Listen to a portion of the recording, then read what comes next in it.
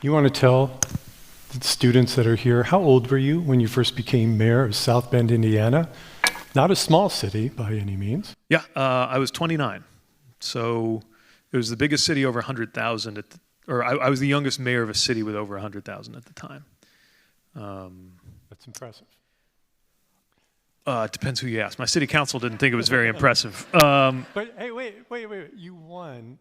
I won. Second term. I won twice. Yeah, so by a big And margin. and importantly, this is important to me, I won by more the second time around, which Yeah. I took to mean a sign I was doing the right thing. You know what's interesting though? When I ran, we had just enough money to do a poll, one poll. And we did something that in pollster speak is called an attribute battery. This is a very common thing.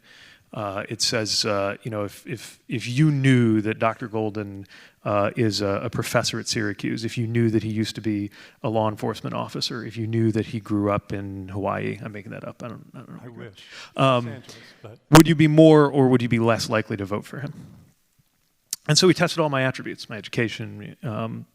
And one of the things was, if you knew that Pete Buttigieg was 29 years old, would you be more likely or less likely to vote for him?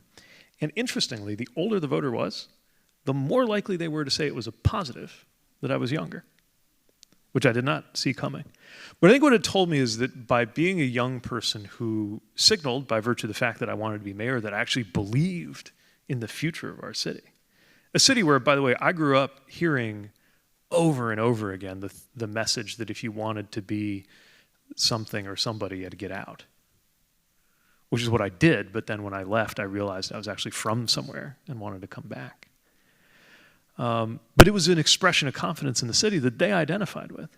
And so in all kinds of surprising ways, being young was an advantage. And I would say to anybody here, not just if you're hoping to run for office, which I hope many of you do, but just more generally, if you're considering participating in civic processes, which I hope you will, don't underestimate the moral authority that you carry as a young person saying, this decision you're about to make affects me.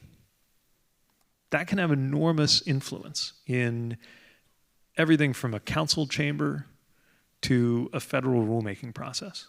And I hope you don't short your own potential to have that kind of influence, because obviously right now, just given the long-term consequences of the decisions that are being made now, that we'll all have to live with for the rest of this century. Just the longer you're planning to be here, the more you have at stake, and I think the more you have to say.